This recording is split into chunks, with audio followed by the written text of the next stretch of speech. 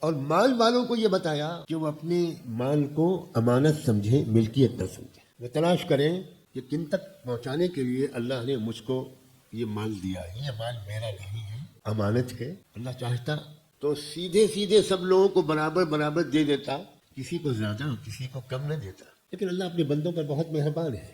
جن کو کم دیا اللہ نے، اللہ چاہتا ہے وہ صبر کے راستے سے جنت میں آ جائے، جن کو زیادہ دیا اللہ نے، اللہ چاہتا ہے وہ شکر کے راستے سے جنت میں آ جائے۔ حکمت ہے اللہ کی۔ اگر سب کو برابر دے دیتا تو نہ صبر والے صبر کے راستے سے جنت میں جا پاتے، نہ مالدار لوگ شکر کے راستے سے جنت میں جا پاتے۔ تو کسی کو کم دیا تو ظلم کیا اس کے اوپر، اس کا برا چاہا۔ کسی کو زیادہ دیا اللہ نے تو اس لیے دیا کہ وہ تکبر کرے، غریبوں کا دل دکھائے۔ حکومت اور مال والوں سے حسد مت کرو، اپنے حال میں مست اور مگن رہو۔ یہ سمجھو کہ اللہ نے میرے لیے جو مناسب سمجھا وہ میرے بارے میں فیصلہ کیا، وہ زیادہ سمجھتا ہے، میں نہیں سمجھتا۔